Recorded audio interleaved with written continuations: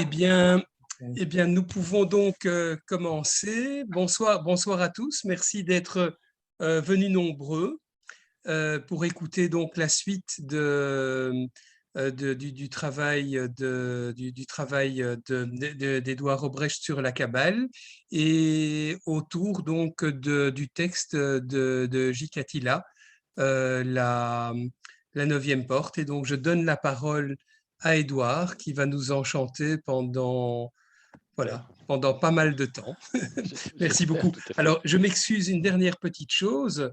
C'est donc, c'est un cours donc où nous faisons appel à votre générosité.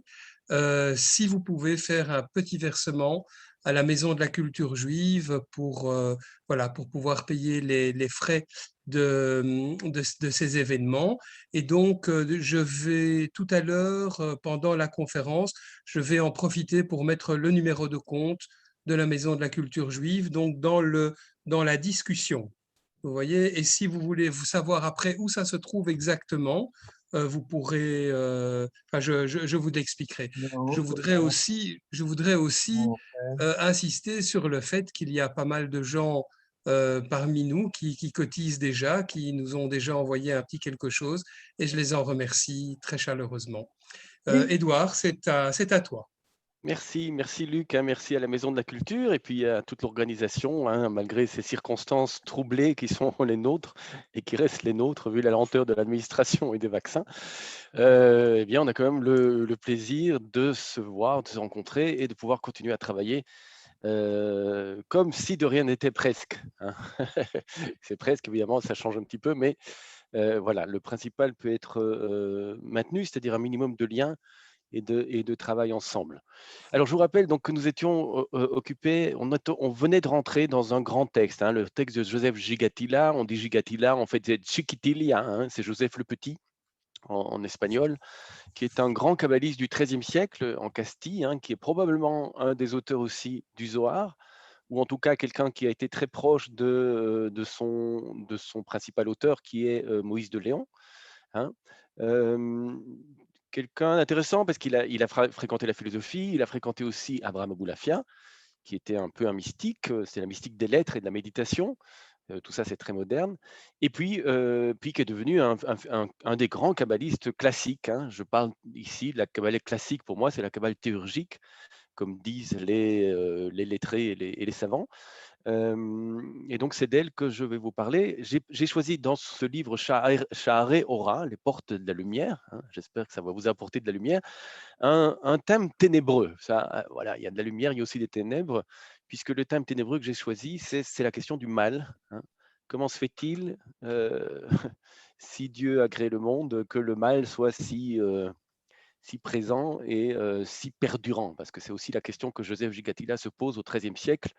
Ça fait plus de 1000 ans que les Juifs sont en exil et on n'en voit pas la fin, hein. Et donc, c'est une question crue, centrale, il faut le dire, que Joseph Gekatila va poser avec l'aide de l'arbre des Siphiroth, c'est-à-dire avec l'aide pardon, de ce que j'ai appelé le clavier kabbalistique, hein, un clavier d'interprétation. Il ne faut pas oublier que on n'est pas seulement dans la mystique, on est surtout dans le midrash en fait. Le midrash, c'est-à-dire l'interprétation infinie de l'interpellation infinie divine. Voilà, hein. Voilà. Et donc j'avais commencé à lire ce chapitre 9. Et je rappelle maintenant, je résume, hein. Je vais résumer rapidement ce qu'on a dit. Ce qu'a dit jusqu'ici Joseph Gigatilla, c'est que le grand nom de Dieu, c'est-à-dire en fait le tétragramme, hein, je vous rappelle qu'il y a plusieurs noms de Dieu. Pour la Kabbale, il y en a 10 par excellence, hein. Mais parmi ces 10, il y a, comme on appelle, le primus inter pares, hein, celui qui est comme les autres, mais qui est un peu plus, hein.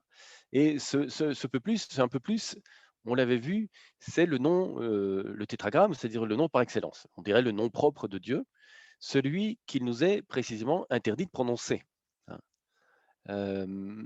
Eh bien, ce nom propre de Dieu, d'après Gigatilla, résumerait en lui l'ensemble des 10 séphirotes.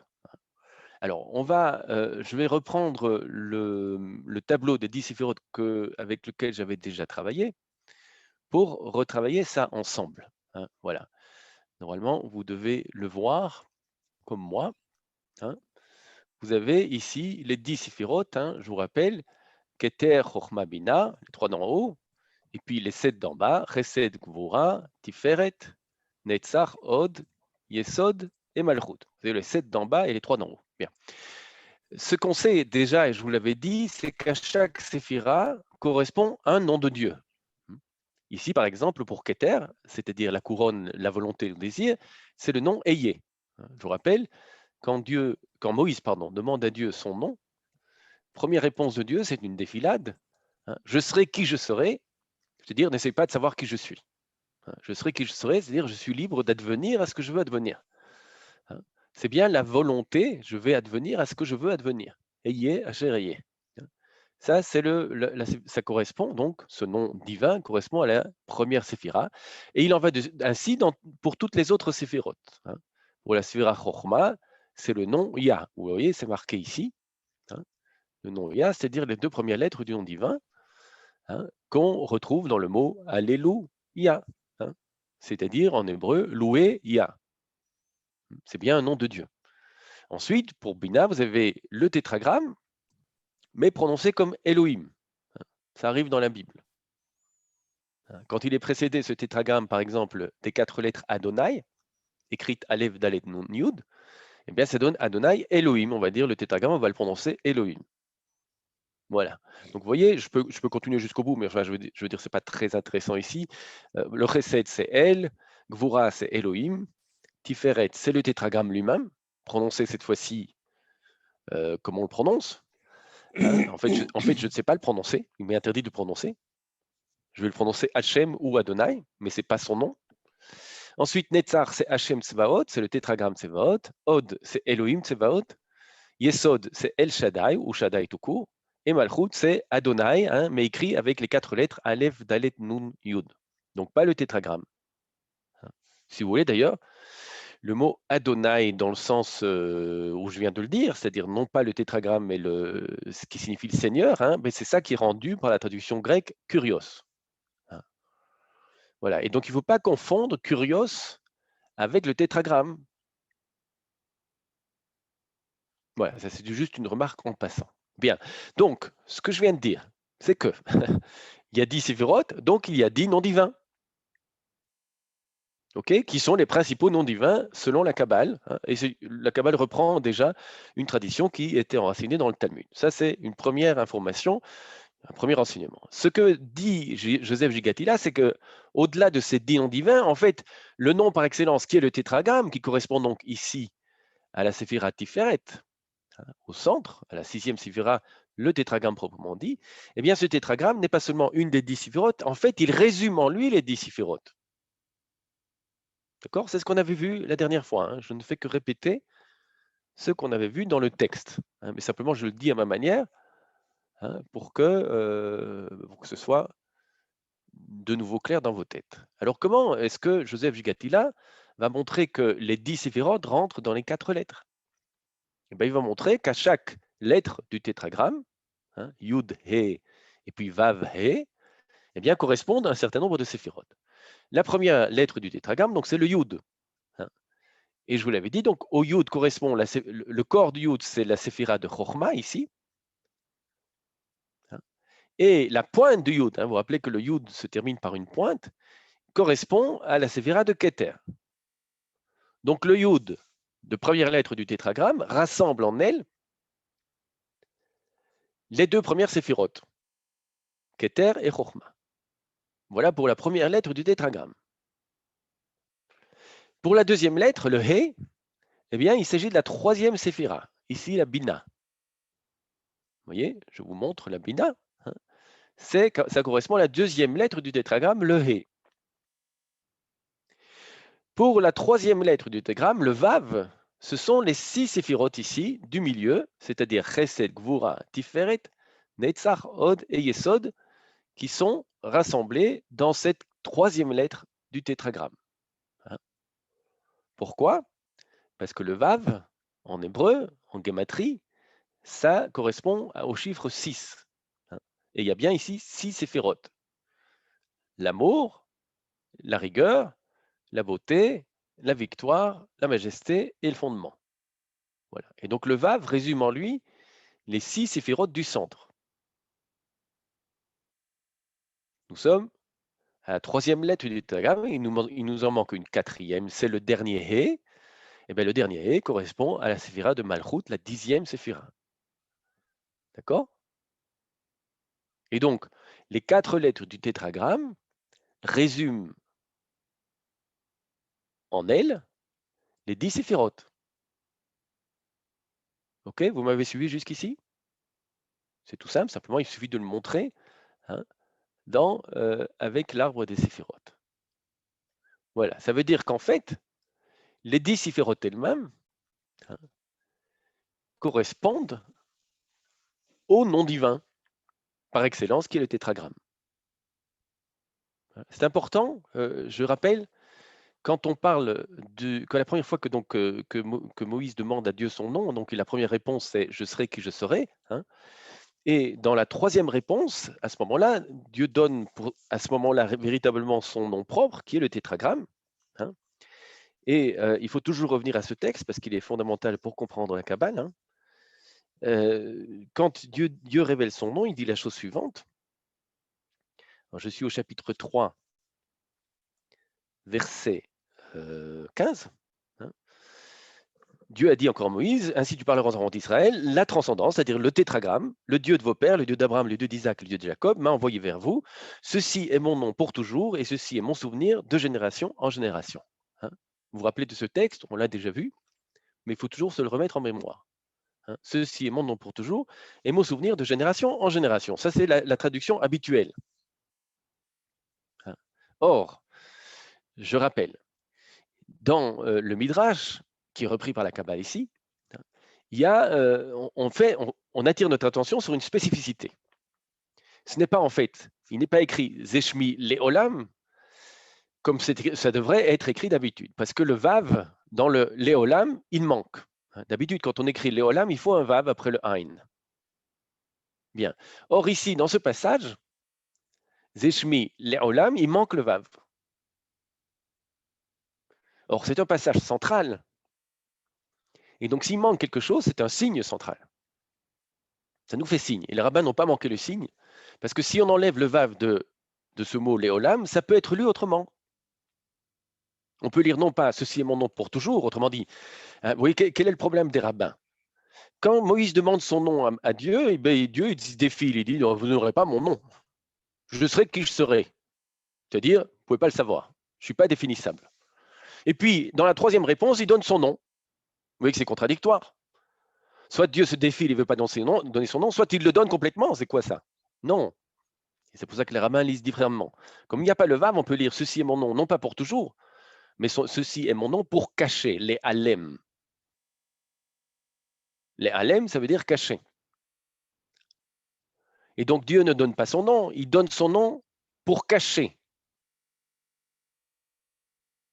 Autrement dit, Dieu ne se donne pas et ne se dévoile pas dans son nom, il donne son nom pour cacher, pour se cacher. Et son nom lui-même doit être caché. C'est comme ça que les rabbins vont le comprendre. Puisque Dieu se cache dans son nom, il faut même que son nom, on le cache. Et c'est pour ça que dans la tradition rabbinique, on a fini par interdire cette prononciation. Elle n'était permise quand le temple était sur place. Elle n'était permise, cette prononciation du nom, que par le grand prêtre le jour de Kippour, lorsqu'il rentrait dans le Saint des Saints, et donc uniquement pour demander pardon.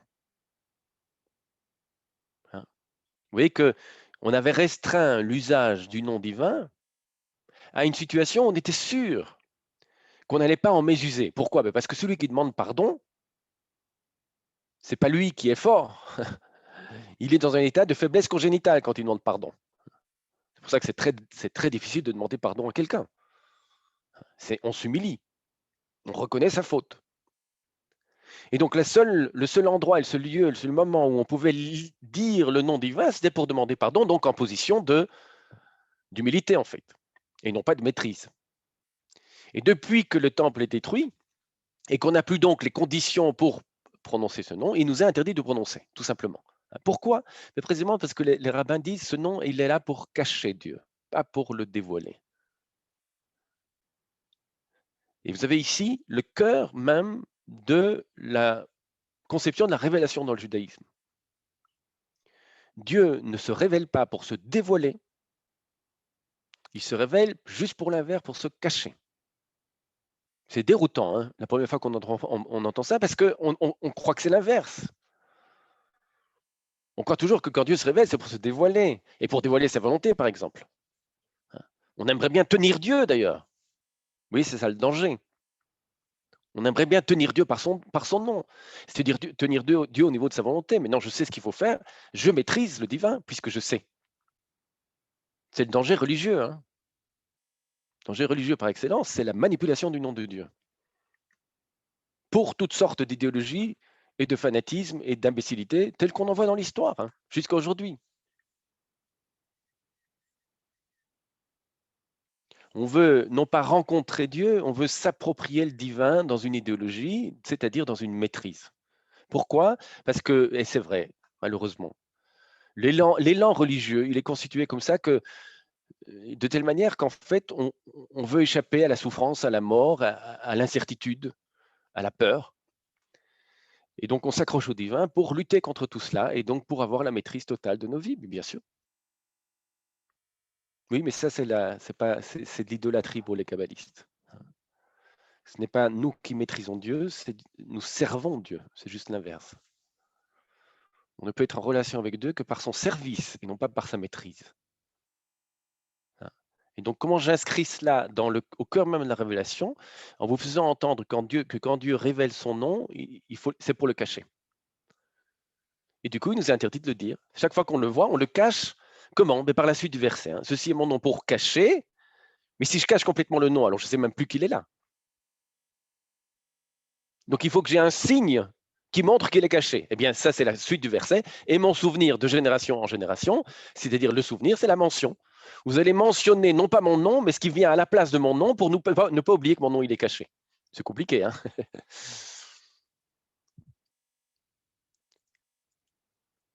Et mon souvenir, donc ma mention de génération en génération. Je vais faire mention de Dieu pour rappeler qu'il est caché, en fait. Du nom de Dieu pour rappeler qu'il est caché. Et c'est pourquoi, dans la suite du verset, on ne vous dit pas « et mon souvenir de génération en génération », comme on dit en français, mais mon souvenir de génération, il y a une coupure. Pourquoi il y a une coupure? Parce que si vous installez une continuité dans la mention du nom divin, du fait qu'il est caché, vous risquez d'oublier qu'il y a une différence entre le nom que vous utilisez et le nom caché. Je vais croire que quand je dis Hachem ou quand je dis Adonai, comme on dit aujourd'hui, à la place du tétragramme, j'ai tout dit. Qu'il n'y a rien de caché en fait.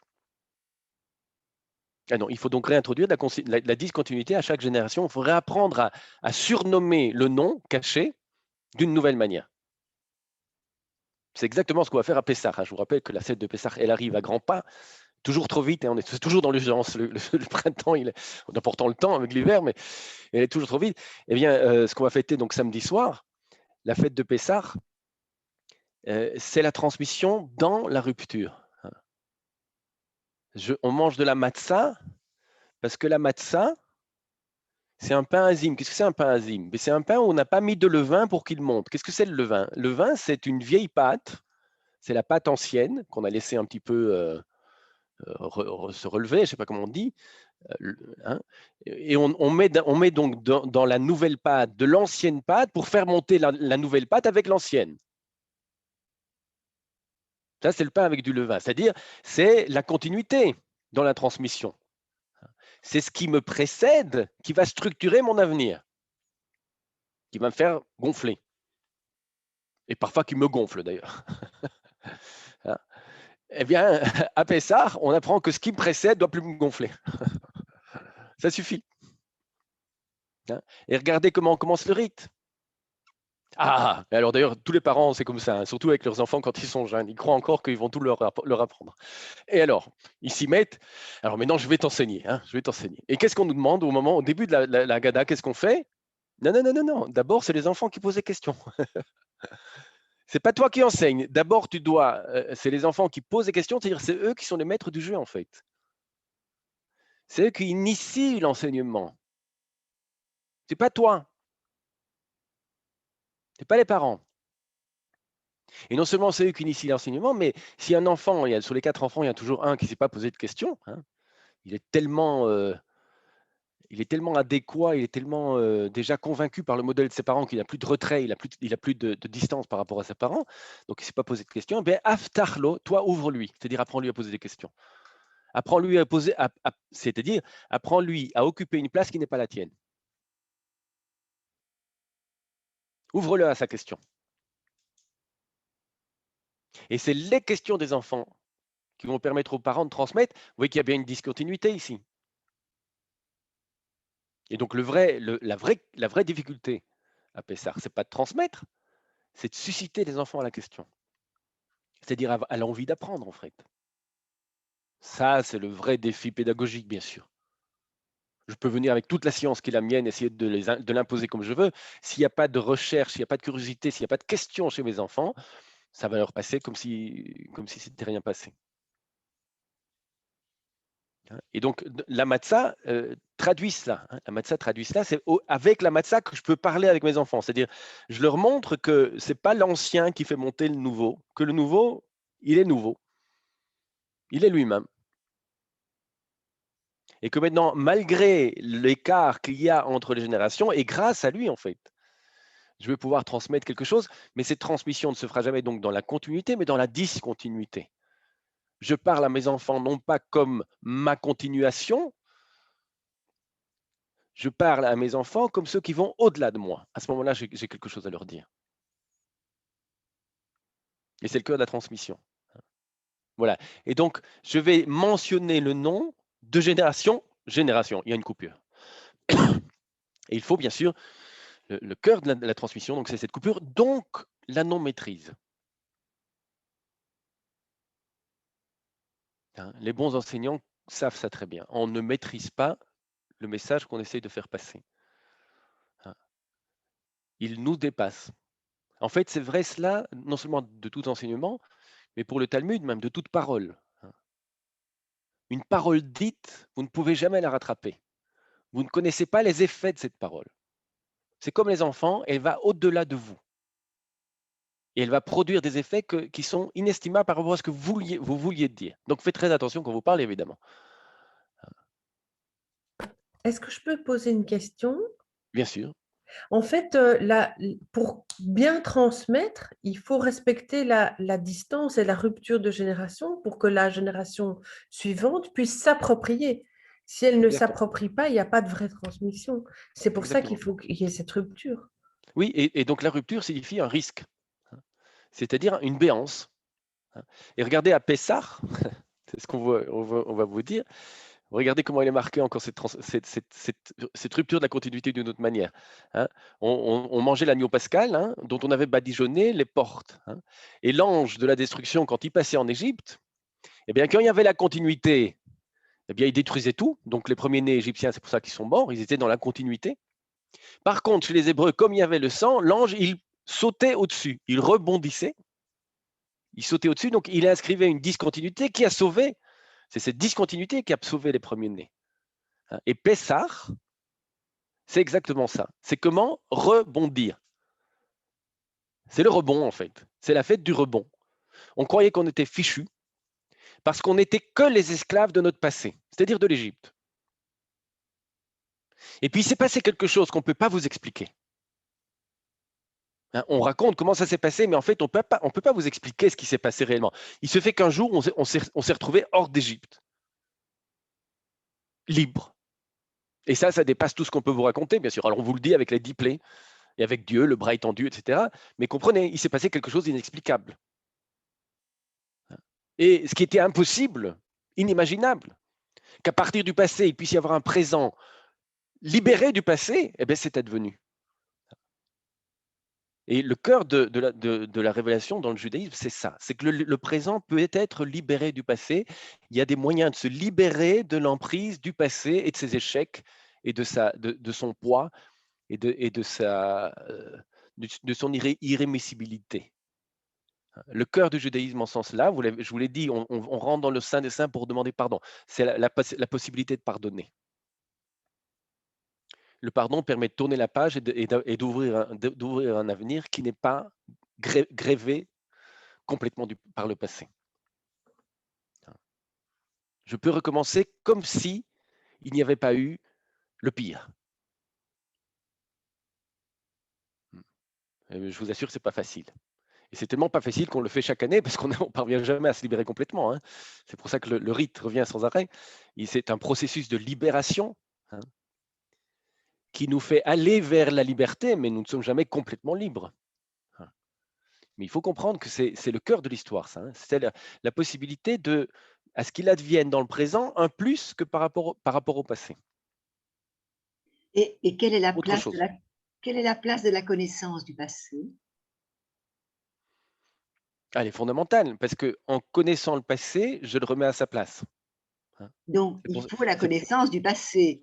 C'est pas oui, donc parce que tu elle est fais le importante. bon, tu pars quand tu fais un bond, tu pars de quelque part.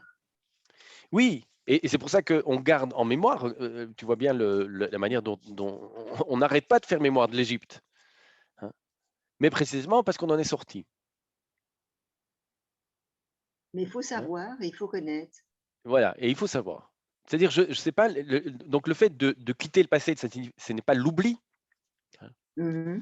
mais c'est la capacité de remettre le passé à sa place et donc aussi d'en parler, c'est-à-dire Oui, de ne pas le laisser comme une épave gire au fond de notre présent, pour ne pas être prisonnier de ce pour ne passé. pas être prisonnier de lui. Et donc, je dois être capable de l'extérioriser pour le remettre à sa place. Donc, il y a tout un travail. Hein. Et c'est Oui, pour ça que je parle de travail de libération. oui, Hein. oui. Et ça n'a pas été facile du tout. Hein. On est sorti d'Égypte, mais en même temps, on se rend compte que l'Égypte n'est pas sortie de nous. Et c'est pour ça que pendant 40 ans dans le désert, on n'a pas arrêté, hein, si vous lisez les textes, de vouloir retourner en Égypte. Mmh. Chaque fois qu'il y avait quelque chose qui n'allait pas bien, et ça n'arrêtait pas, hein, on voulait retourner en Égypte. C'est-à-dire, étant sorti d'Égypte, l'Égypte n'était pas sortie de nous, elle n'est en fait jamais sortie. C'est une tentation perpétuelle. Nous sommes toujours les esclaves de notre passé, mais il faut, et c'est ça que la Torah essaie de nous apprendre, hein, si on suit bien la tradition rabbinique à ce niveau-là, il y a un processus possible de libération et donc d'ouverture d'un avenir qui ne soit pas la reconduction du passé. C'est l'espoir que nous avons. Hein. Si le passé a été traversé et est encore traversé par des violences inimaginables, notre espoir, c'est que l'avenir ne soit pas seulement la reconduction du passé. Qu'il soit possible de rebondir autrement. Voilà, Pessah. Qu'il soit possible de rebondir ailleurs, autrement, d'inventer une humanité autre que celle qui a été jusqu'ici, celle qu'on connaît. C'est-à-dire plutôt une humanité désastreuse. Alors pas seulement, hein, il y a de belles choses aussi qui sont passées. Mais grosso modo, quand même, on a quand même pas mal. Il reste encore beaucoup de violence, beaucoup de catastrophes, beaucoup d'impéricides. Le Covid-19, non seulement il nous a fait souffrir parce qu'il nous a bloqués à la maison, hein, mais surtout il a révélé un nombre assez incroyable de dysfonctionnements dans nos sociétés. Et le pire à craindre dans cette histoire, c'est pas que on s'en sorte un jour, c'est qu'on oublie tout ce qui a été mis à jour dans cette crise et qu'on fasse comme si c'était rien passé, comme si cette crise n'avait servi à rien, c'est-à-dire si on n'avait pas vu là où ça cloche. Mais c'est un appel à la responsabilité, cette chose. Est-ce que c'est aussi, ne pas s'enfermer dans une posture de victime? Ah non, bien sûr, ça sert à quoi ça? Surtout une posture, hein. Oui, Une mais c'est posture, ça l'idée, c'est, c'est qu'il y a un c'est- enfermement dans un statut auquel on est assigné ou on s'assigne. oui, mais par définition, la posture de victime, c'est un esclavage. C'est ça, on est C'est-à-dire OK. que vous êtes esclave d'une image que vous avez de vous-même ou que vous voulez donner de vous-même. C'est une Mmh. catastrophe. Relisez à ce niveau-là Saint-Exupéry dans Citadelle, hein, les premières pages où il critique cette posture de victime précisément, hein, de Ah pauvre, oui, de malheureux, etc. Il est très fort là-dessus. Moi, j'aime bien Saint-Exupéry beaucoup plus dans Citadelle, qui est un texte non fini d'ailleurs, que dans Le Petit Prince. oui. Le Petit Prince, c'est très profond et très sympathique, hein, mais Citadelle est beaucoup plus profond. Donc on peut inscrire cette idée de victime dans tout ce que tu viens de dire. Quand c'est une posture, c'est vrai, c'est ridicule. Oui. Mmh. Être victime, c'est jamais une posture, c'est un mal qui vous a été fait et qui doit être reconnu, c'est autre chose. C'est-à-dire, c'est pas la victime qui est importante ici, c'est l'acte mal, mauvais qui doit être jugé et condamné. Voilà. C'est important ça. Oui. Je voulais vous demander où est notre part de créativité? Ah, mais non. De créativité, par rapport à quoi? Par rapport justement à ce passé, de se libérer de ce passé. Oui, justement, donc se libérer du passé, c'est ça la créativité. C'est-à-dire, c'est être capable de rebondir, hein, au-delà du passé et des modèles dans lesquels il m'a fait grandir, il m'a structuré, etc. Hein. Et donc, c'est s'empêcher de reprendre du passé ce qui va structurer mon présent. Hein, c'est très difficile. Hein. De nouveau, parce que en général, hein, ce qui s'est passé et c'est pour ça que la question d'Ouzia était très importante sur la connaissance. Hein. Quand vous essayez de tourner la page, en fait, vous tombez de Caribe dans Scylla. Hein. C'est ce qui s'est passé dans toutes les révolutions. Hein. Révolution française, on a quitté la royauté, on est arrivé dans l'Empire. Génial. Hein. Révolution russe, on a quitté le Tsar, on est arrivé dans le Staline. Révolution iranienne, on a quitté le Shah pour arriver Khomeini et aujourd'hui Khamenei. C'est beaucoup mieux. Et en général, les révolutions échouent parce qu'elles ne sont pas capables de se libérer du passé. En fait, elles le reproduisent pire. Hein, et on le voit dans le texte biblique. Hein, c'est vraiment le problème d'Israël dans le désert, c'est de sortir du passé et de ne pas reproduire, de trouver un nouveau modèle. C'est exactement ce qu'on va faire entre Pessah et Shavuot. Hein. Dès le lendemain de Pessah, donc dimanche soir, on va compter le premier jour du Homer, et ça pendant 50 jours. Pourquoi? Parce que la libération doit aboutir au Sinaï. Le 50e jour, c'est Shavuot, c'est le don de la Torah au Sinaï. Pourquoi? Parce que le Sinaï va structurer ma liberté pour lui donner un contenu autre que l'Égypte. Et donc, vous ne pouvez pas raconter la sortie d'Égypte sans la lier immédiatement au don de la Torah, parce que c'est le don de la Torah qui vous libère réellement de l'Égypte. Vous êtes sorti physiquement d'Égypte à Pessah, mais non, il faut que vous sortiez spirituellement de l'Égypte à Shavuot. Et donc, je ne peux pas faire l'un sans l'autre, parce que j'oublie l'autre, je vais reproduire l'Égypte en pire. C'est très important, ça. Et bien sûr, fondamental. Bien. Donc, il y a transmission du nom. Attendez, parce que, excusez-moi, mais en fait, ce qu'on dit là, ça me fait penser aussi à n'oublie pas d'effacer Amalek. Il y a aussi cette notion que il faut se souvenir de ne pas se souvenir. Il y a un peu Oui, alors c'est exactement, c'est le paradoxe. Hein. Souviens-toi d'Amalek et tu effaces son souvenir. Mais si je me souviens de lui, comment je passe son souvenir? Donc, effectivement, ça semble paradoxal et même impossible. Sauf que, ce qu'il faut comprendre, c'est le chapitre 25 hein, du Deutéronome, c'est pas Zecher, c'est pas seulement souvenir. Souviens-toi d'Amalek et tu vas effacer son Zecher. Zecher, c'est pas seulement le souvenir. Zecher, ça peut être sa capacité d'action, en fait, son actualisation. Tu dois te souvenir d'Amalek, pourquoi? Mais vous voyez, vous me faites aller un peu trop vite dans mon cours ici. Mais c'est pas grave. Je vais quand même vous répondre. Je dois me souvenir d'Amalek parce qu'Amalek s'en prend au nom divin. On va le voir hein, dans la suite. Il s'en prend au nom divin en s'en prenant au peuple d'Israël. Et cette tentation-là, elle est récurrente. C'est pour ça que je dois m'en souvenir. Je ne dois pas croire que l'antisémitisme, c'est juste Hitler, puis c'est fini. Non, c'est récurrent, c'est structurel, malheureusement. Mauvaise nouvelle. C'est pour ça que je dois m'en souvenir. C'est une tentation structurelle de l'humain. Oui, mais comment est-ce que je peux alors, si c'est structurel, ça va revenir sans arrêt? Eh bien, il faut effacer le zecher, pas le souvenir. La capacité d'actualisation. Autrement dit, je dois couper les rejetons, on va dire ça comme ça, de l'antisémitisme avant qu'il ne fasse fruit. Avant qu'il ne devienne efficace dans l'histoire. Et donc, je dois être vigilant pour contrer tout retour de l'antisémitisme. C'est un combat perpétuel. On ne pourra jamais se reposer. Mauvaise nouvelle. Bonne nouvelle, c'est qu'on peut, si on réagit à temps, on peut l'arrêter. Mais c'est à condition que on réagisse à temps. Et donc qu'on efface non pas le souvenir, mais la capacité d'actualisation de l'antisémitisme. Et vous voyez qu'on a beaucoup de travail à faire parce que Oui. ce dont on s'est rendu compte, on espérait après la guerre, après la Shoah, ça y est, on est compris, le monde est compris. Mais non, l'antisémitisme revient au galop et de manière de plus en plus délurée d'ailleurs, hein, de plus en plus libre et sans scrupules, ce qui est absolument fou. Et ça peut faire désespérer de l'humain, ça. Bon, mais c'est le thème, hein. Je viens d'aborder le thème qu'on va voir dans la suite. Et donc, je m'arrête à ces petits mots, mais ne vous en faites pas, on va y revenir dans la suite. Bien, je vais cette fois-ci maintenant reprendre le texte avec vous, hein, que vous avez normalement reçu, mais je vais partager l'écran, comme ça vous pourrez le lire avec moi. Hein, ce sera plus facile. Voilà, c'est Gigati là. Hein, je le partage avec vous. Voilà, je pense que c'est bon, à moins que je le mette peut-être en...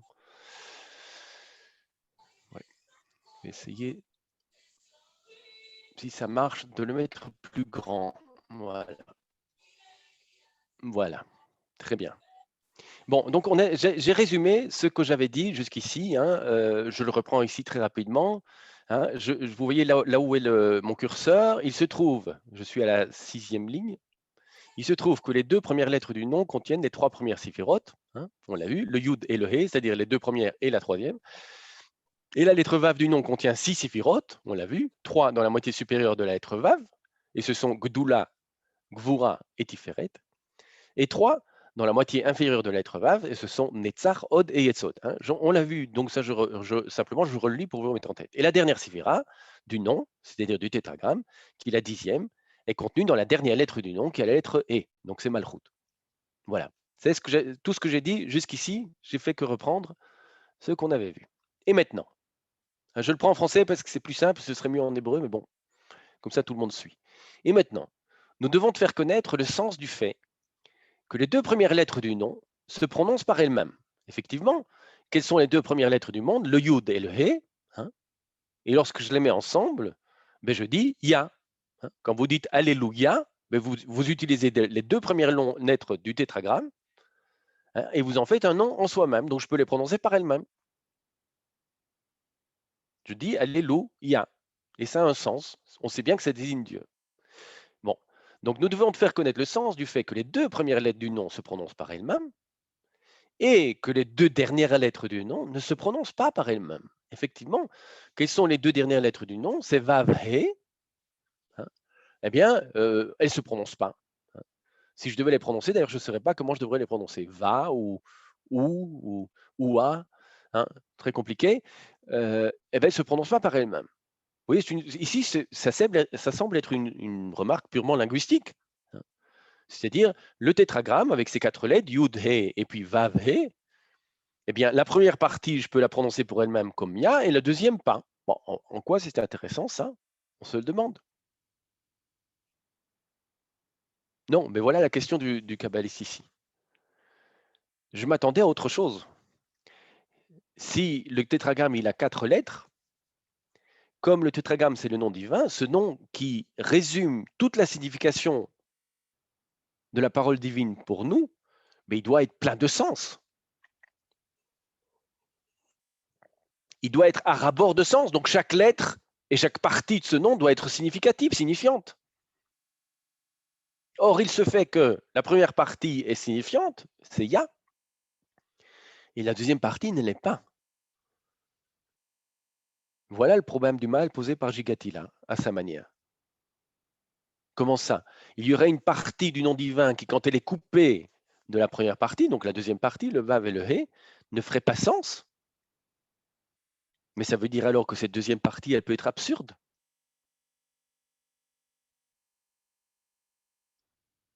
Quoi? Il y aurait une partie du nom divin qui serait de l'ordre de l'absurde? Mais comment est-ce possible?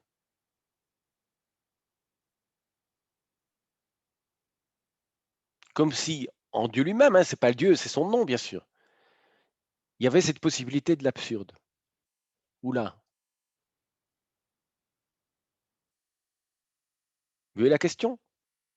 Une partie du nom divin ne fait pas sens, donc est potentiellement absurde, peut tomber dans le non-sens. Une partie de la révélation peut devenir non signifiante et absurde. C'est une question redoutable. Et c'est ainsi qu'on va poser la question du mal à l'intérieur même ici du nom divin. Lorsqu'il y a une coupure entre la première et la deuxième partie perd son sens. Elle devient au mieux insignifiante, au pire absurde. Qu'est-ce que ça peut vouloir dire cela sur Dieu lui-même, puisqu'on parle de son nom? Voilà. Et que les deux dernières lettres, donc je reprends ici le texte, du nom, ne se prononcent pas par elles-mêmes. Bien. Maintenant, Joseph Gigatilla va un petit peu expliquer la différence entre les deux premières lettres et les deux dernières lettres. Hein. Tu sais déjà ce que nous avons expliqué des deux hé du nom. Hein. Effectivement, on a remarqué, et c'est important, il y a deux fois la même lettre dans le nom divin. Hein. La deuxième et la quatrième lettre sont toutes les deux un hé. Le premier hé, on l'a vu, correspond à la séphira de Bina. Et le deuxième hé, ça correspond à la séphira de Malchut. D'accord? Bien. Tu sais déjà, donc je reprends le texte, ce que nous avons expliqué des deux hé du nom. Le premier hé, qui est Bina, unifie les 7 séphirotes inférieures avec elle. Et le dernier hé, qui est Malchut, s'unifie avec les 9 séphirotes supérieures par l'intermédiaire du Esod. Voilà, alors j'explique cela en quittant le texte de Gigatilla hein, et en reprenant les séphirotes. Qu'est-ce qu'il a dit ici hein? Il a dit qu'il y a deux hé, le hé de Bina hein, et le hé de Malchut ici en bas. Bien, le hé de Bina, alors il faut savoir que dans la Kabbale, comme chez Gigatilla, les 3 premières séphirotes, elles sont d'abord les plus élevées, mais elles sont aussi liées d'un lien indéfectible, quasiment indéfectible. Donc lorsque je parle d'une des 3, en fait, je parle des 3. D'accord? Et donc ici, Gigatilla parle du hé, qui semble être seulement la 3e séphira, mais en fait, elle est liée tout de suite aux 2 premières. Eh bien, ce hé-là, il rassemble en lui les 7 séphirotes du bas, c'est ce qu'il vient de dire. Voilà, les 7 séphirotes du bas, elles sont rassemblées par le hé d'en haut. Mais le hé d'en haut comprend aussi les 2 autres séphirotes. Donc en fait, le hé ici de Bina rassemble bien les 10 séphirotes. Il y a une unification, on va appeler ça l'unification par le haut. Par la séphira de Bina, par le hé de Bina. C'est intéressant, donc ce qui caractérise le hé dans les 2 cas, c'est que c'est une séphira de rassemblement. C'est une lettre de rassemblement en fait. Aussi bien Bina que Malchut rassemblent. L'une par le haut, l'autre par le bas. Et puis la dernière séphira, la deuxième hé, qui est Malchut, mais il rassemble lui à travers Yesod, à travers la séphira ici, la 9e séphira de Yesod, il rassemble les 9 séphiras d'en haut, c'est-à-dire qu'il rassemble en fait les 10 séphirotes aussi, mais cette fois-ci par le bas. Et donc il y a bien 2 unions possibles du nom divin, une par le haut et une par le bas. C'est important pour la suite. Il y a 2 manières d'unifier le nom divin, une par le haut, une par le bas. Mais il va y avoir une différence entre le haut et le bas, c'est que le bas peut être mis à mal. Voilà. Je reviens maintenant au texte de Gigatilla. Voilà. Donc, vous avez compris, donc je reprends la phrase. Tu sais des axes, nous avons expliqué les 2 hé du nom. Le premier hé, qui est Bina, unifie 7 séphirotes inférieures avec elle, et donc avec les 3 supérieures. Le dernier hé, qui est Malchut, s'unifie avec les 9 séphirotes supérieures par l'intermédiaire de Yesod. Donc, les 2 hé ont la même fonction, c'est celle du rassemblement. C'est intéressant parce que ce sont les 2 séphirotes féminines. Toutes les 2 sont le hé est une lettre féminine, et Bina, aussi bien que Bina que Malchut, sont féminins, sont des séphirotes féminines, puisque Bina est représentée selon la Kabbale par la matriarche Léa, et que Malchut est représentée pour la Kabbale par la matriarche Rachel. C'est pourquoi d'ailleurs ce sont 2 sœurs. Et on va appeler l'une la mère supérieure, c'est pas une blague, La première fois que je l'ai entendu, j'ai rigolé. La première, donc Léa, elle va être appelée la mère supérieure, hein, et la deuxième, Rachel, va être appelée la mère inférieure. Hein, comme si la maternité, c'était la capacité de rassembler. C'est intéressant au niveau politique, ça. Hein. Le rassemblement, c'est féminin, c'est pas masculin. Hein. Les hommes, quand ils rassemblent, ça peut être que par la violence. Je sais pas, hein, je réfléchis à voix haute, là. Je sais pas ce que je dis, mais c'est intéressant. Voilà. Et puis, il continue. Hein. Donc, vous avez deux principes. Donc, il y a une unification par en haut, une unification par en bas. Finalement, ici, le principe des 10 séphirotes, ce sont les 3 séphirotes supérieures, à partir desquelles les 7 séphirotes inférieures reçoivent le shefa. Alors là, je vais voir l'hébreu, parce que quand il parle comme ça, c'est pas très clair. Alors, est-ce que je peux aller voir l'hébreu? Il ne veut pas bouger, là. Il y a mon ordinateur qui fait de la résistance. Hein, voilà. Je vais voir l'hébreu. Les fichach. Finato, ça c'est pas, on l'a vu. Il va faire les crottes befnatzmo. Ah ben, il n'a pas dit ça. Voilà. Sauf d'avar, Ika, non, alors vous voyez, c'est pourquoi, sauf d'avar. La fin de tout cela, c'est pas finalement, c'est sauf d'avar. Le résultat de tout ce que je viens de vous dire, sauf d'avar. Ikar koleser asphirot, le principe de toutes les 10 séphirotes, le principal en fait, ce sont les 3 séphirotes supérieures, hein, c'est-à-dire les 3 premières, hein, Keter, Chochma, Bina. Asher me'em nishpaot kol sheva atachtonet, parce que c'est à partir d'elles que sont influencés, nourris, hein, les 7 séphiras d'en bas. Voilà.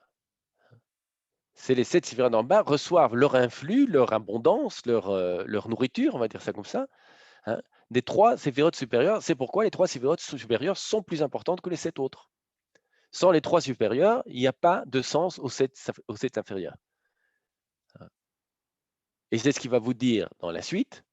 Et là, je termine la phrase en hébreu et puis je la reprendrai en français. Ve'im chas v'shalom. Et si, par malheur, hein, mais chas v'shalom, faudrait surtout pas que ça arrive. Ifseku amshachot ashalosh. Eh bien, vont se terminer l'abondance des 3 qui donnent aux 7. Hein. Eh bien, à ce moment-là, aznim set churban abayit. À ce moment-là, il y aura la destruction du temple de Jérusalem. Hein. Ou srefat ha'echal, et le brûlement de la maison de sainteté, c'est-à-dire du sanctuaire, du Saint des Saints, vegalut ha'amim ben abanot, et l'exil des fils, c'est-à-dire des fils d'Israël, parmi les nations, autrement dit l'exil, la destruction du temple et l'exil. Joseph Gigatila est en train de vous dire comment la pire des choses peut arriver, c'est quand les 3 séphirotes supérieures ne donnent plus leur influx aux 7 séphirotes inférieures. Je reprends le texte que je viens de travailler ici, en hébreu, en français. Finalement, donc, sauf d'avoir, résultat des courses, le principe des 10 séphirotes, le principal des 10 séphirotes, hein, ce sont les 3 séphirotes supérieures, à partir desquelles les 7 inférieures reçoivent leur nourriture. Et si, à Dieu ne plaise, la propagation des 3 cessait, alors il y aurait destruction du temple, hein, ce n'est pas la maison ici, Baït en hébreu, c'est Bet Amikdash, hein, c'est le temple. Incendie du palais, mais ce n'est pas l'incendie du palais ici, c'est Aïcha, c'est-à-dire incendie du Saint des Saints, du cœur du temple, et exil des fils au milieu de peuples, c'est-à-dire exil d'Israël au milieu de nations. D'accord? Qu'est-ce que ça veut dire, ça? Voilà le problème de la deuxième partie du nom divin. Je reprends les 10 séphirotes. Vous voyez, je suis obligé de faire quand il y a un tableau, c'est plus simple, c'est plus rapide. Mais là, je le fais avec la pluie technique. Voilà. Hein. Vous avez les 3 séphirotes supérieures ici, Keter, Chochma, Bina.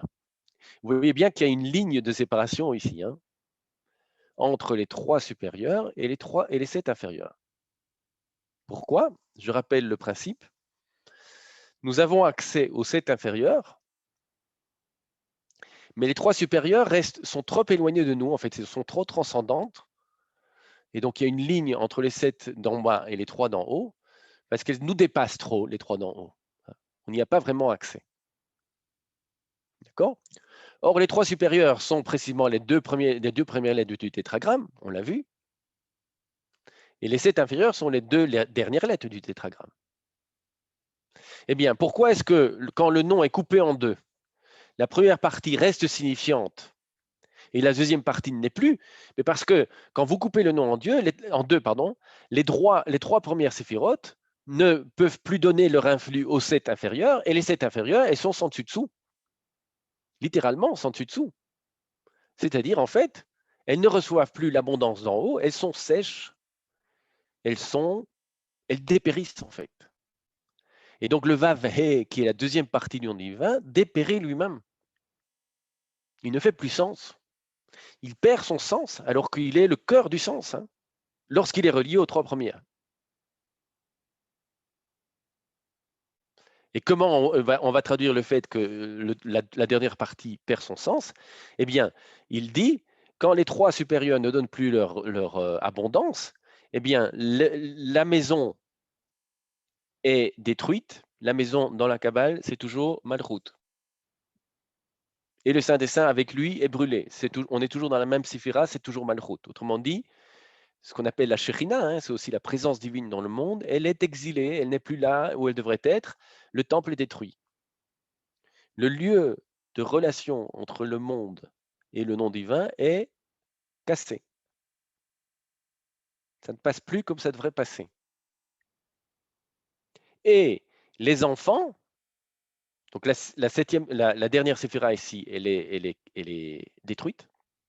Et les enfants, c'est-à-dire, comprenez ici, les 6 séphiras d'en haut, ben, ils partent en exil. Les enfants partent en exil, c'est-à-dire que les 6 séphirotes d'en haut ne travaillent plus comme elles devraient le faire. Voilà le mal présent dans le monde. Si le monde est sans dessus-dessous, c'est parce que l'ordre qui devait être celui de l'influx divin, si vous voulez, a été coupé lorsque les 3 n'ont plus donné leur influx et que les 7 d'en bas donc, sont, comme je l'ai dit, sans dessus-dessous, c'est-à-dire complètement asséchées et ne donnent plus ce qu'elles devraient donner. Si vous voulez, je prends l'image que prennent les kabbalistes, hein, c'est comme un fleuve, c'est comme une source, si vous voulez. Les 3 premières sont comme une source. Hein. Mais lorsque la source est coupée du ruisseau dans lequel elle devrait couler et devenir fleuve, hein, eh bien, le fleuve est à sec et les pays qui traversent sont désormais désolés. Voilà la source du mal pour le kabbaliste. C'est couper les séphirotes supérieures des séphirotes inférieures. Et quand les 3 séphirotes supérieures sont coupées des séphirotes inférieures, les séphirotes inférieures n'ont plus de sens et deviennent absurdes, et le monde est desséché, sans dessus-dessous. Hein. Il n'y a plus, ce ne sont plus les valeurs qui dirigent l'histoire, c'est la force qui dirige les valeurs. Hein. Les 6 enfants ici, les 6 séphirotes du haut, ce sont les valeurs. L'amour, la justice, la beauté, la victoire, la majesté, le fondement. Eh bien, ces valeurs ne dirigent plus l'histoire, donc ne donnent plus leur influx au royaume. Non, le royaume lui-même est détruit. Hein, et c'est la force qui a détruit le royaume qui dirige les valeurs. Tout est à l'envers. Là où c'était les valeurs morales, de droit, de justice, d'amour, d'équité, etc., qui devaient gouverner l'histoire, eh bien, ces valeurs sont mises à mal, de telle manière que ce n'est plus elle qui dirige l'histoire, c'est la force brute et brutale qui décide de ce que sont les valeurs.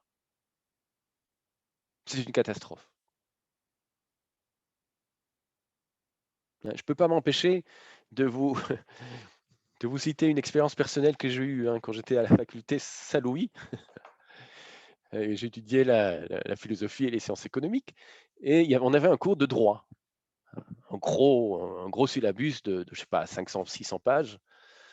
Donc on avait une introduction, hein, c'était encore la belle époque où on n'était pas une licence en 3 ans, mais en 4 ans. Et donc on avait toute une série de cours d'introduction à toutes sortes de matières qu'on ne continuerait pas à travailler, mais au moins on avait une idée de ce que c'était. Et donc on avait un gros syllabus de droit que j'avais étudié avec beaucoup d'attention, pour réussir l'examen bien sûr, pas seulement pour… mais je m'étais rendu compte en lisant ça que nulle part, dans ce cours d'introduction au droit, il y avait une mention de la justice. Alors moi, j'avais toujours cru que la justice était liée au droit, donc je m'attendais à trouver au moins un minimum de réflexion sur la justice. Et donc, c'était un examen oral, donc j'ai passé l'examen, ça s'est bien passé. Et après, je lui ai dit, monsieur, je voudrais quand même vous poser une question. J'ai pas trouvé de mention du mot justice dans votre cours. Est-ce que vous pouvez m'expliquer? Et mon prof, heureusement, je me rappelle plus son nom, il s'est laissé aller à un grand éclat de rire. Et il m'a répondu, je vous assure, ça m'a traumatisé jusqu'à aujourd'hui. Il m'a répondu, mais il n'y a pas de relation entre le droit et la justice. Ça m'a laissé. Alors là, j'étais bouche bée. Je vous le dis, ça m'a traumatisé jusqu'à aujourd'hui. Comment ça, vous pouvez faire du droit sans chercher la justice? C'est-à-dire le droit ne serait que l'expression des rapports de force en présence et la formalisation de ces rapports de force, en fait. C'est insupportable. Heureusement que j'étais jeune et que je n'ai pas été capable de lui répondre quoi que ce soit, sinon ça se serait très mal terminé. Mais en même temps, il m'a fait une leçon absolument époustouflante, hein, parce qu'il m'a appris qu'on pouvait être juriste sans chercher la justice. C'est impressionnant, vous voyez le monde à l'envers. On fait le droit pour chercher la justice. Non, le droit est un pur formalisme qui met en relation les rapports de force de la société. Puis c'est tout. Ne cherchez pas plus dans le droit. Et donc le plus fort gagne. C'est une manière. Vous voyez, alors là, j'ai compris ce que voulait dire. C'est intéressant ça. Hein. La critique des rabbins par rapport au porc. Hein, vous savez qu'on ne peut pas manger de porc. Hein. Alors c'est marrant ça. Mais pour les rabbins, c'est pas parce qu'on ne peut pas manger de porc que le porc est un animal qu'on ne peut pas toucher. Hein. Ou qui pour nous est l'abomination de la désolation, pas du tout. Hein. Vous pouvez avoir des chaussures de porc, en peau de porc. Vous pouvez même avoir des médicaments. Si vous avez, par exemple, si les vaccins, ça avait fait un grand ramadan là, après chez les musulmans, s'il y avait du porc dans les vaccins. Mais pour les rabbins, on s'en fiche complètement. Ce qui est interdit, c'est de manger le porc. Mais si, par exemple, vous avez des graisses de porc dans un médicament qui est enveloppé dans un plastique, eh ben, vous pouvez utiliser ça, il n'y a aucun problème. Parce que comme vous ne mangez pas, c'est-à-dire vous ne m'achetez pas et ne vous goûtez pas, vous le faites passer sans le manger, c'est tout à fait cachère. Pas de problème.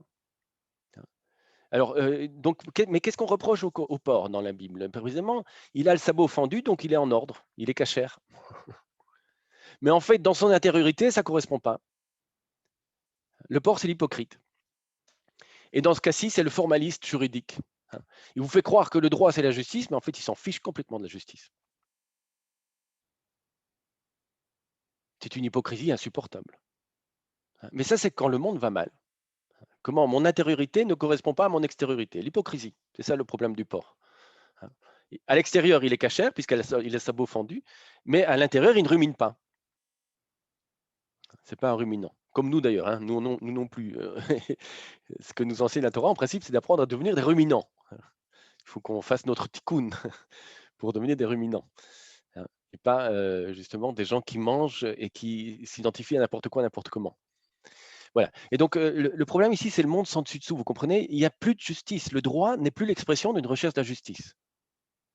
Mais c'est exactement ça quand le non est coupé en deux et que la première partie, alors heureusement pour nous, la première partie continue à faire sens, il va falloir expliquer ça.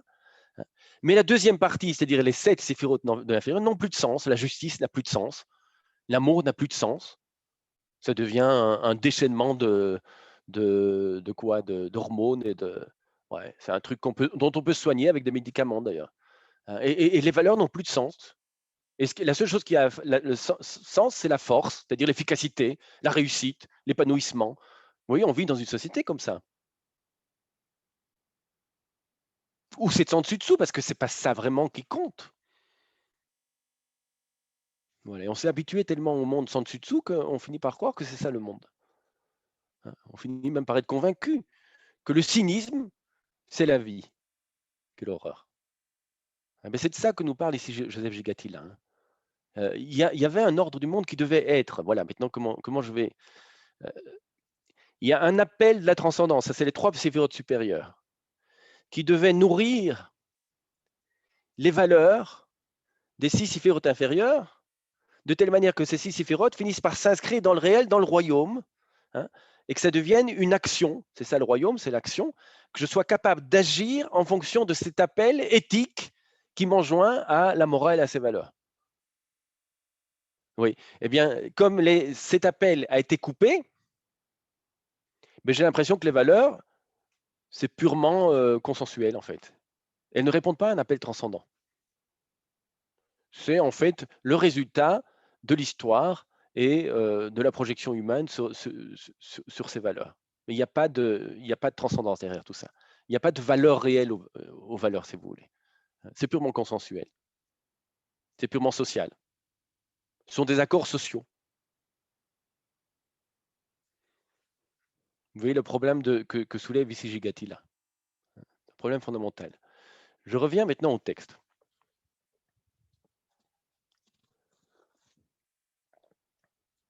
Si vous avez des questions, n'hésitez pas. Hein. Voilà. Et comme s'il y a donc, je reviens ici, et si, à Dieu ne plaise, la propagation des trois d'en haut cessait, alors il y aurait destruction du temple, incendie du Saint des Saints, et exil des fils, c'est-à-dire des 6 séphirotes, au milieu des peuples. Hein. C'est-à-dire les valeurs sont exilées au milieu des peuples, mais les peuples n'en font plus que ce qu'ils en veulent en fait. Et c'est pourquoi. La première moitié du nom qui est Ya, il lui est possible d'être prononcé par elle-même. Mais la dernière moitié qui est Vavhe, il ne lui est pas possible d'être prononcé par elle-même, car c'est la coupure des plantations. La coupure des plantations. Il a traduit littéralement. Hein. En hébreu, je vais vite voir le texte. Hein, les fiches au Tzitza ben etiot. Voilà l'expression qui est utilisée par les kabbalistes. Hein. C'est effectivement le fait de couper les plantations, c'est-à-dire les plantes qui poussent. De quoi s'agit-il? Eh bien, vous l'avez compris, je ne vais pas chercher midi à 14 heures. Hein. La coupure des plantations, ben c'est précisément la coupure des 3 séphirotes supérieurs avec les 7 inférieurs. Je remets l'écran. Hein.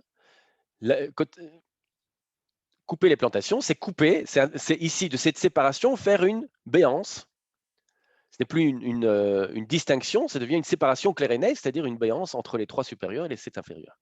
Ça, c'est couper les plantations. En fait, il faut comprendre, c'est le principe précisément de la partition du nom divin. Hein. C'est de ça qu'on parle ici. Comment est-ce que le nom divin, qui doit être une entité unifiée, peut être coupé en deux? Mais quand il est coupé en deux, il y a une partie qui ne fait plus sens parce qu'il y a eu ce qu'on appelle la coupure des plantations. Je vous donne maintenant un exemple de ce que c'est la coupure des plantations. Ça veut dire que je ne suis plus capable d'unifier l'entièreté des séphirotes ensemble. Je coupe entre elles. Je crois que je vous avoir déjà donné cet exemple, mais ce n'est pas grave, je reviens quand même dessus. Hein. Lorsque je considère par exemple que l'amour est une valeur absolue, je veux avoir tendance à absolutiser cette valeur, c'est-à-dire à la rendre unique, à faire d'elle la valeur suprême, et donc à exclure les autres valeurs. Par exemple, c'est le risque que j'entends souvent quand j'entends souvent des chrétiens qui disent Dieu est amour. Qu'est-ce que vous voulez dire quand vous dites que Dieu est amour? Je suis d'accord, il est amour, mais seulement amour. Ah, si c'est seulement amour, vous êtes dans le danger de l'idolâtrie. Pourquoi? Parce que je peux dire que Dieu est amour et justice et paix et vérité et victoire et majesté. Mais pourquoi seulement amour?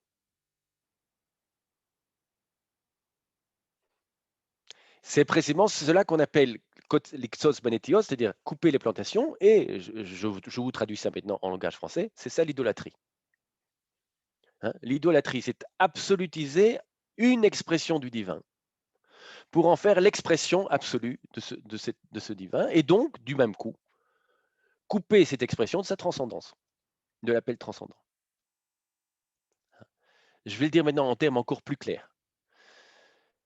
L'idolâtrie, c'est absolutiser une séphira et l'empêcher de rester ouverte sur l'infini. en l'empêchant de rester ouvert sur l'infini, en fait. Parce que la séphira de l'amour, elle est bonne tant qu'elle témoigne de l'infini, c'est-à-dire quelque chose qui la dépasse. Elle devient mauvaise, idolâtrique, quand elle ne témoigne que d'elle-même, c'est-à-dire lorsqu'elle devient un absolu. Et il faut faire la différence, à mon avis, c'est très éclairant cela, pour les kabbalistes. Lorsque vous absolutisez un des aspects du divin, vous le coupez de sa source infinie qui vous dépasse complètement, et donc vous devenez idolâtre, c'est-à-dire qu'en fait, vous réduisez le divin à ce que vous en pensez, à ce qui vous convient.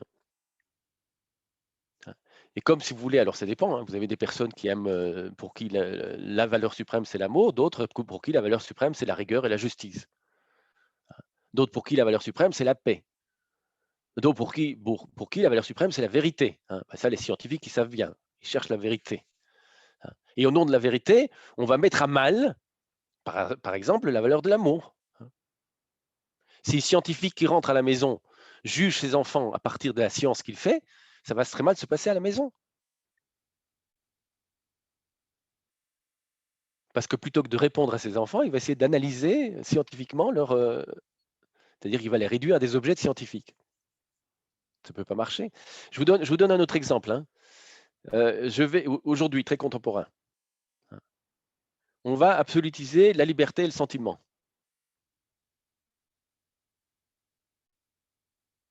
Ben là, on a eu un sacré coup avec le Covid-19, hein, parce qu'on a dû de nouveau remettre la solidarité au centre. Compliqué ça. Alors qu'on était dans une société où la liberté était la valeur suprême, et peut le redevenir d'ailleurs. Tout d'un coup, on s'est rendu compte que l'être ensemble, la solidarité sociale, hein, avait une place tout à fait fondamentale. Et qu'on ne peut pas vivre ensemble sans aussi un minimum de solidarité. Donc, vous voyez, si j'absolutise la liberté individuelle, ça va se faire au détriment de la solidarité. Mais je peux tomber dans l'extrême inverse. Hein. La solidarité comme valeur suprême. Là, c'est la Chine aujourd'hui. Il faut faire corps. Et alors, si vous ne rentrez pas dans le modèle, hein, les Ouïghours, les Tibétains, Hong Kong, bientôt Taïwan, bientôt le Vietnam, puis la France, puis ce qu'on voudrait.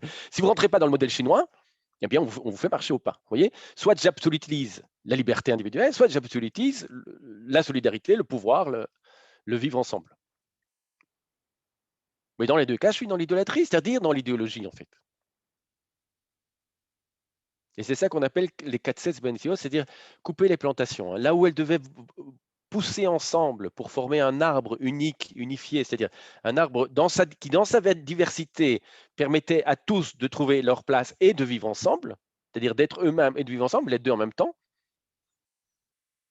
eh bien, je coupe une partie et je la rends autonome et absolue, comme si la partie voulait le tout. Voilà l'idolâtrie. Hein. Pourquoi une valeur au détriment des autres? C'est le danger de l'idéologie. Voilà, l'idéologie, elle fait quoi? Elle réduit la complexité du réel à une vision du monde. Et alors, pourquoi on aime bien les idéologies? Parce que ça nous fait comprendre, ça donne l'illusion de tout comprendre, de simplifier le réel, et donc de pouvoir dormir sur ses deux oreilles. Hein. C'est pour ça qu'aujourd'hui, plus qu'auparavant, nous sommes dans le danger de l'idolâtrie et de l'idéologie. Pourquoi? Parce que le monde moderne a tellement fait bouger les critères et les repères. Hein. Le monde moderne a fait éclater tous les repères traditionnels. Tout bouge, tout s'est mis en mouvement. Donc on est en manque, et on peut le comprendre, hein, c'est normal, on est en manque de repères, en manque de structure, en manque de choses claires, évidentes. Et donc le refuge, c'est quoi? C'est précisément chercher des discours clairs, évidents, qui simplifient les choses et vous font penser que tout est à sa place, tout est en ordre, tout retrouve une stabilité dont vous avez besoin et une certitude. D'où les théories du complot et tout ce qui est en train de se déverser dans. Pourquoi? Parce que ça permet d'avoir une vision unifiée du monde et de croire comprendre ce qui se passe. Tout est clair, tout est évident, tout est rassemblé autour d'un principe absolu qui rend compte dans sa totalité de la réalité. on est en pleine idolâtrie, c'est-à-dire en pleine idéologie. Et c'est un danger immense. Parce que grâce à Dieu, c'est grâce à la transcendance. La réalité est toujours beaucoup plus complexe que ce que nous en pensons. Et donc, il nous faut rester ouverts et maintenir notre point de vue ouvert à d'autres points de vue, à d'autres visions du monde, parce que sinon, on devient fou, c'est-à-dire fanatique et violent.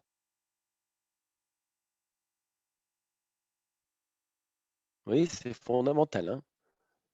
C'est fondamental d'être contre le fondamentalisme. C'est fondamental de dire non à toutes les idéologies qui prétendent contenir en elles l'absolu. Hein, que ce soit des idéologies religieuses, là, elles sont caricaturales, celles-là. Hein.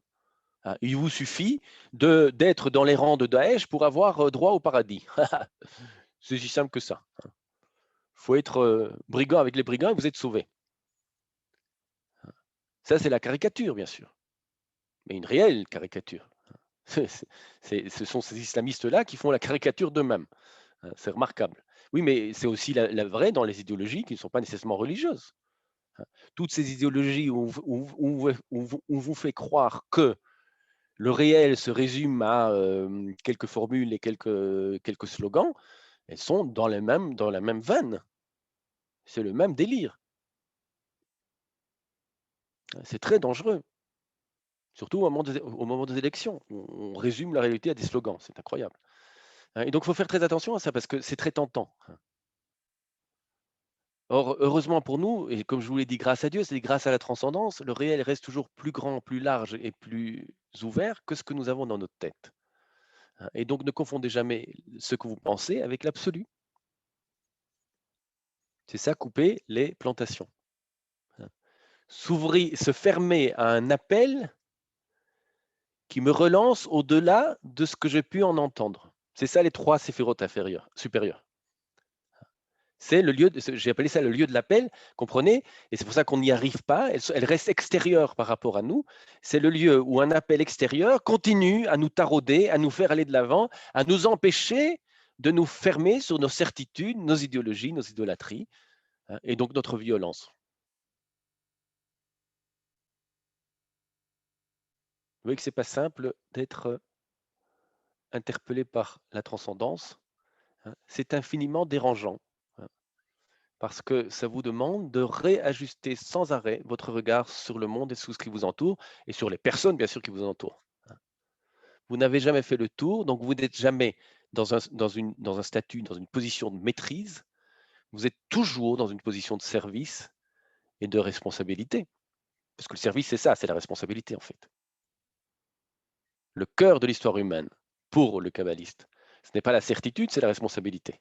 Et donc l'aventure d'une libération à faire advenir sans arrêt toujours, sans qu'on sache vraiment à l'avance comment y arriver. Hein. On sort d'Égypte sans savoir où on va. Comme Abraham qui s'en va, hein, je vous rappelle, Lech Lecha, et Dieu ne lui dit pas où il faut aller. Voilà. Mais vas-y, l'important c'est d'y aller, c'est-à-dire mets-toi en mouvement, ne reste pas coincé dans tes certitudes, parce qu'elles sont morbides. Va au-delà de toi-même pour te trouver toi-même. Voilà.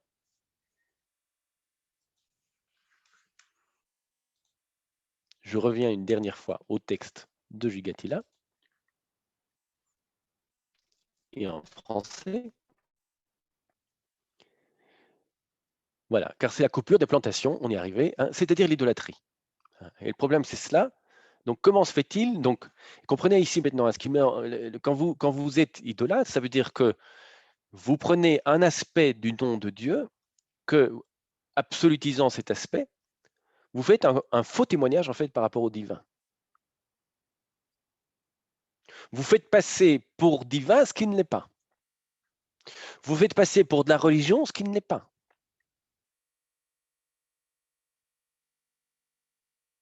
C'est très grave, hein? Parce que ça signifie que vous risquez de mettre à mal le divin lui-même, comme si vous aviez un pouvoir sur le divin. Mais l'idolâtrie, c'est ça. Je vous rappelle, c'est très important cela de savoir. Le vrai combat, je l'ai déjà dit, mais il faut toujours le rappeler. Le vrai combat des rabbins, ce n'est pas le polythéisme. Hein. Je viens de travailler cet après-midi un texte où on vous dit, à la fin, c'est dans Michée 4, hein, toutes les nations iront au nom de leur Dieu, au pluriel, et nous irons au nom de la transcendance. C'est une vision de la fin des temps. Donc le polythéisme ne nous embête pas. Il y aura encore plusieurs dieux, plusieurs religions. Donc le combat des rabbins, ce n'est pas contre le polythéisme, hein, c'est faux. Le combat des rabbins, c'est contre l'idolâtrie. Et l'idolâtrie, c'est quoi? C'est prendre une partie de la transcendance, de l'infini, et en faire un absolu. Hein? Autrement dit, ce qui gêne les rabbins, ce n'est pas qu'il y ait plusieurs dieux, c'est que ces dieux soient transformés en absolu, c'est-à-dire qu'ils bloquent le chemin vers la transcendance, vers l'appel infini, qui n'est réductible à aucun dieu.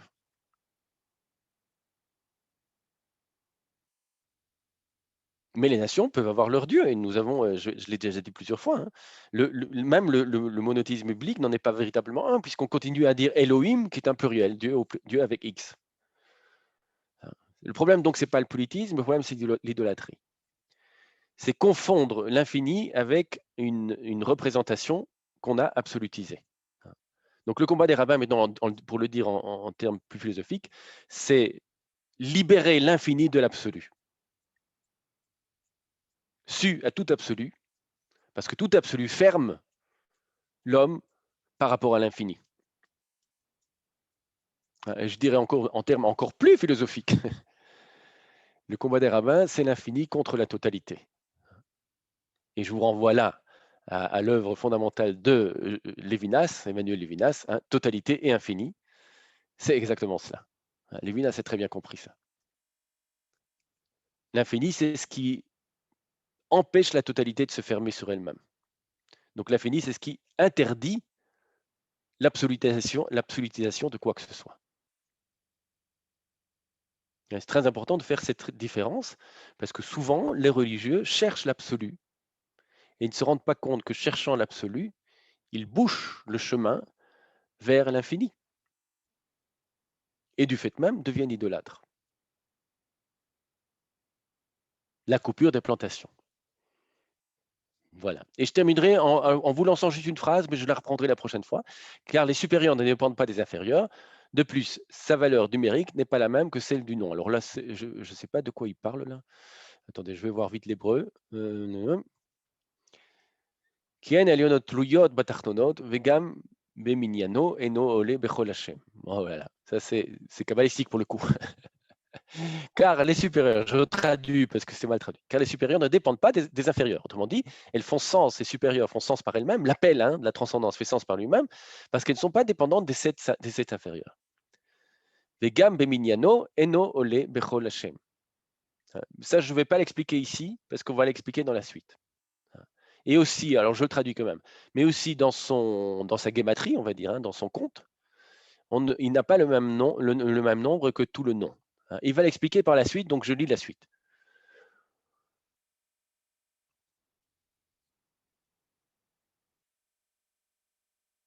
Non, je me rends compte que je vais vous perdre en lisant la suite, mais je vais quand même le lire en français, et puis comme ça vous réfléchirez. Voilà. Et lorsque tu dis Ya, alors la dernière moitié du nom y est aussi comprise. Autrement dit, qu'est-ce qui caractérise la première moitié du nom? C'est qu'en fait, la deuxième moitié est comprise déjà dans la première moitié. Et ce n'est absolument pas une coupure. Donc, quand vous dites le mot Ya, je pourrais dire c'est aussi une coupure, puisque je la coupe de la deuxième partie. Non, parce que dans la première partie est contenue déjà la deuxième partie, et donc il n'y a pas de coupure réellement. Tandis que lorsque la deuxième partie est coupée de la première, là, il y avait une véritable coupure. Vous voyez que c'est compliqué ça. Hein, mais je vous laisse un petit peu réfléchir à cela. Hein, et je m'arrête ici parce que sinon, je vais rentrer dans des spéculations ce n'est pas l'heure de les commencer. Et donc, je m'arrête là. Et y a-t-il des questions par rapport à tout ce qu'on a vu? Quelle est la place de Da'at dans l'arbre séphirotique? Très bonne question. Alors, je reprends l'arbre des séphirotes pour vous répondre. Et alors, les rabbins ne seront pas clairs. Hein. En général, on va vous mettre Da'at ici ici au milieu. C'est-à-dire, entre Chokhmah et Bina, on va mettre Da'at, ici. Voyez? Mais en fait, si vous lisez bien les kabbalistes, et si je parle de Jugatila, parce que c'est lui qu'on travaille, le Da'at, c'est toute la colonne du milieu. C'est-à-dire les 4 séphirotes du milieu, Malchut, Yesod, Tiferet et Keter. C'est la réunification des 4, Da'at. D'accord? Oui. Et donc, il voyage en fait entre les 4, et de manière plus précise, hein, il est vraiment la réunification des 2 supérieurs ici, Keter et Tiferet. De quoi je parle? Parce que votre question, en fait, elle est immense. La connaissance, je vous rappelle que la connaissance en hébreu, ce n'est pas la connaissance en français. Hein. Par exemple, la connaissance, on pourrait traduire ça par la gnose, hein, gnosis en grec. Hein. D'où beaucoup de gens pensent que la Kabbale, c'est la gnose. Ben non, pas du tout. Pourquoi? Parce que la Kabbale, ce n'est pas la gnose, parce qu'elle est enracinée dans le verset biblique, dans la Bible. C'est du Midrash, la Kabbale. Ce n'est pas de la gnose. Et quelle est la différence entre la gnose et le da'at hébreu? Ben je vous donne l'exemple de la première mitzvah, qui est la mitzvah centrale. Le commandement que l'homme a reçu dans le jardin d'Éden, c'est de tout arbre du jardin manger, tu mangeras, mais de l'arbre du connaître, voilà da'at, la connaissance, tu n'en mangeras pas. Qu'est-ce que c'est la connaissance? Bah, comme c'est la première fois que le mot apparaît, on ne sait pas ce que ça veut dire, on va voir la suite. Peut-être que le mot connaissance est utilisé dans un autre contexte qui nous permet de comprendre ce que ça veut dire. Eh bien, on le trouve très rapidement, ce sens du mot connaissance. C'est au chapitre 4 de la Genèse. Hein, on nous dit « Et Adam avait connu Ève, sa femme, et elle conçut et enfanta Caïn. » La connaissance, c'est la connaissance biblique, c'est-à-dire, c'est les relations entre l'homme et la femme, les relations sexuelles. Hein. Adam avait connu Ève, sa femme, et elle conçut et enfanta Caïn. C'est clair, on ne peut pas être plus clair. Et donc, qu'est-ce que c'est la connaissance? Ce n'est pas la gnose, c'est la relation. La relation. Donc, ce n'est pas la connaissance dans le sens sexuel du terme. La connaissance, c'est intéressant parce que ça va rebondir sur la notion de connaissance. Hein. La connaissance, c'est la relation à autrui. Et la relation à autrui par excellence, c'est bien sûr la relation entre l'homme et la femme. Hein. Et donc, connaître, le processus est intéressant. Hein. C'est pour ça que chez nous, on n'étudie jamais seul. Parce que comment vous voulez connaître sans avoir une relation à une autre personne? L'intelligence, la connaissance, hein, c'est toujours dans la relation. Le cœur de la connaissance est la relation. Et lorsque vous déracinez la connaissance de la relation, elle devient insupportable. Elle devient inhumaine. Elle devient impersonnelle. Ça devient les sciences dures, c'est-à-dire inhumaines. C'est la mauvaise connaissance. C'est la connaissance du serpent. C'est la connaissance lorsque vous arrachez le fruit de l'arbre. C'est la mauvaise connaissance. La connaissance, elle n'est pas faite pour être mangée, vous ne pouvez pas la manger. Qu'est-ce que ça veut dire que vous ne pouvez pas la manger? C'est-à-dire que je peux connaître, mais sans manger la connaissance. Oui, c'est-à-dire que je peux être en relation, mais jamais je peux manger la relation. C'est ça qui est interdit. Ne mangez pas la relation, c'est-à-dire à travers la relation, vous voulez vous approprier autrui. C'est-à-dire, en fait, nier son altérité. Mais ça, c'est interdit. Vous ne pouvez pas manger la relation. Vous pouvez connaître. Il faut connaître, sinon on n'a pas d'enfant. Qu'est-ce qu'on fait quand on se marie sinon connaître? Mais jamais manger la connaissance. Laissez l'autre rester autre et vivez dans sa relation avec lui, respectez cette relation. N'utilisez pas la relation pour englober l'autre en vous, c'est-à-dire le faire rentrer dans votre projet à vous. Hein, c'est ça qui est dur dans un couple. C'est que jamais l'autre ne se réduit au projet que j'ai sur lui. Et donc, on a la tentation de divorcer. Pourquoi? Mais parce qu'il ne correspond pas. C'est pas lui. C'est pas lui le fantasme que j'avais. Mais bien sûr, heureusement pour lui. Et pour vous d'ailleurs. Vous voulez vous marier avec votre fantasme? Mais c'est de l'inceste, ça. Ça veut dire que vous voulez coucher avec vous-même. Heureusement, l'autre n'est pas votre fantasme. Il faut un petit peu, parce que sinon vous n'êtes pas attiré par lui. Mais il est autre, il reste lui-même. Et donc, la connaissance, vous voyez, maintenant je reviens, pour répondre de nouveau à votre question, hein, je reviens sur l'arbre des séphirotes. La connaissance, c'est la relation, hein, Et qu'est-ce que c'est la relation? Ben, précisément, vous avez ici l'infini qui est en haut, et vous avez vous-même qui vous êtes ici en bas. Eh bien, quand la relation fonctionne, elle va de haut en bas et de bas en haut, vous voyez, par les cadres séphirotes du centre. Elle est bien équilibrée. Hein. C'est ça la connaissance. C'est une relation digne de ce nom. C'est une relation qui fait un va-et-vient entre vous et l'autre, entre vous et l'infini. Et jamais elle ne se tarit. Hein. Jamais elle n'est accaparée par un des pôles, que ce soit le pôle de l'infini ou votre pôle à vous.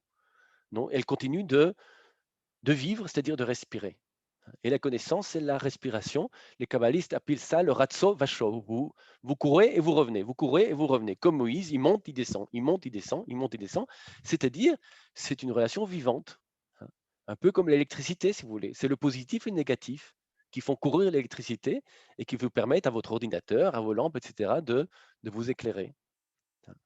C'est la relation vivante, dynamique, où aucun des deux pôles ne cherche à tarir la dynamique qui les relie.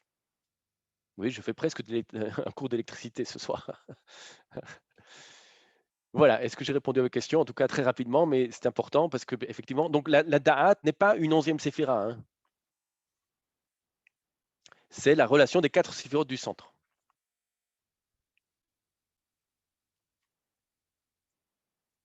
Voilà. Y a-t-il d'autres questions?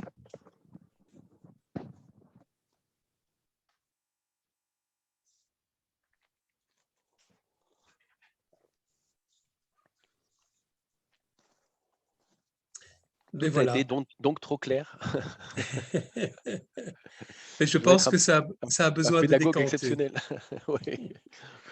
Alors, il faut rappeler, je pense, la prochaine date. Hein, je crois que c'est le 27. Oui, tout à fait. Je regarde pour être sûr, mais comme ça, vous le notez tout de suite. Je crois que c'est le 27 avril. Hein. Voilà, c'est le 27 avril, même heure, même lien. Hein. Je pense que ce sera le même lien ou... Non, c'est chaque fois un lien différent. Ah, d'accord. C'est Oui. chaque fois un lien différent. Je vous invite à aller le chercher donc soit dans la newsletter, soit sur le site. Vous allez sur le site, vous cherchez à la bonne date, effectivement au 27 avril. Vous pouvez télécharger même le texte, parce qu'en bas du texte, vous avez en bas du texte du site, vous avez donc le lien pour arriver à la conférence. Vous avez aussi un lien pour arriver au texte et aussi un lien sur la page de Jikatila dans Wikipédia. Voilà, comme ça c'est assez complet. Et voilà, donc notre prochaine newsletter arrivera donc soit vendredi, soit lundi. Et voilà, et sinon, en attendant, si vous pouvez aller voir dans le petit onglet discussion, donc en bas et au milieu, vous cliquez dessus et vous avez donc le numéro de compte de la MCJ qui réapparaît. Je vois que Daniel a même rajouté l'adresse du site. Voilà, Luc, je vous remercie. Oui? Luc, j'ai payé à mon nom de jeune fille. Et je ne sais pas si j'ai mis au nom de Zandsberg. Oui, tout à fait, Donc, j'ai bien reçu. Tu as vu, parce que je ne sais Oui. pas si j'ai remis mon nom et si tu sais qui je Mais suis. il n'y a pas de souci, il n'y a pas de souci. Ça va, c'est OK. Bien, merci. Oui, c'était en ordre, c'est très gentil. C'est normal. Merci Voilà. à vous. D'autre part, oui, on me demande si il y a un enregistrement qui est mis en ligne. Oui, donc vous pouvez écouter les anciens enregistrements qui sont tous mis de manière chronologique sur notre chaîne YouTube.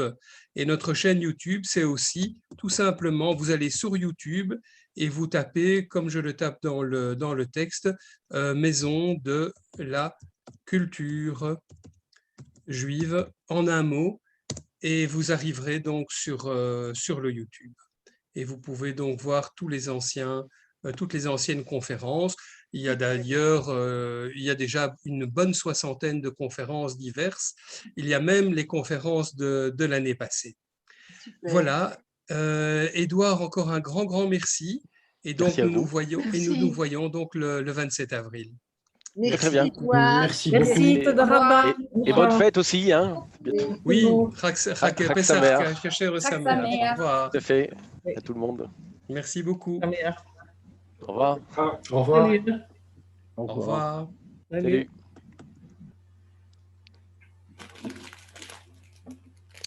Et voilà. Au revoir.